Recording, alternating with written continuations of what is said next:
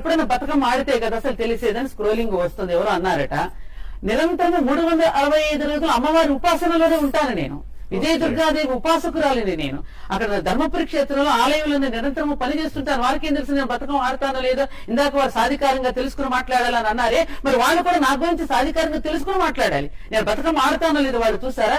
మేము మా ఊర్లో మా గ్రామంలో కృష్ణా జిల్లాలో ఒక్కటే మాట అండి, నేను చాలా ప్రేమగా వినయంగా ఆడతాను. ఒక్క 2 బతుకమ్మ పాటలు సత్యవాణి గారు పాడితే సంతోషిస్తానండి. ఏమండి?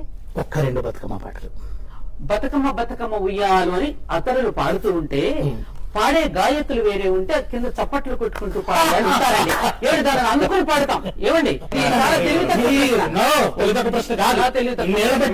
ఒక బతుకమ్మ పాట రాలేదు మీకు, మీరు బతుకమ్మ ఆడరు, ఎన్నడూ రాలేదు. మాతో పాటు చేతులు కలిపి మీరు బతుకమ్మ ఆడలేదు. రండి కూర్చో మన ఇద్దరం.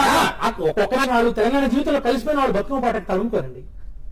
ఒక ప్రవాహాలు వస్తాయి. ఎంత బ్రాహ్మణ మీరు అన్నట్టు స్తోత్రాలు చదివే వాళ్ళు కావచ్చు, లేదా పారాయణాలు చేసే వాళ్ళు కావచ్చు, శతచండి యాగాలు చేసే వాళ్ళు కావచ్చు, లలితా సహస్రనామాలు నిరంతరం చదివేవాళ్ళు కావచ్చు, బతుకమ్మ పాట రాని తెలంగాణ పడితే ఉండదండి. తెలుసండి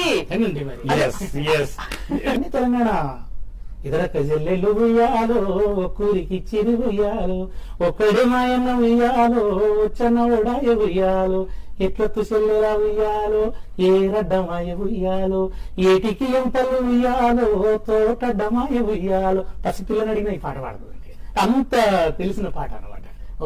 మీరు అప్పుడప్పుడు మాటలు వస్తున్న పిల్లలు కూడా ఈ పాటలు పాడగలిగేటువంటి పరిస్థితి ఉంటుంది. కానీ అవన్నీ మీకు తెలంగాణ భాషలో ఉంటాయి. తెలంగాణ ప్రాంతం వాళ్ళ పలుకుబడులతోనే ఆ పాటలన్నీ కూడా ఉంటాయి. కానీ దాన్ని గౌరవించలేదు. గౌరవించకపోవటం వల్ల ఒక కల్చరల్ అజర్షన్, ఇది మా అస్తిత్వం అని చెప్పుకోవటంలో భాగంగా ఎట్లయితే మనకు జాతీయ ఉద్యమంలో జరిగిందో ఇది మా సంస్కృతి అని చెప్పడం కోసం చేశారు.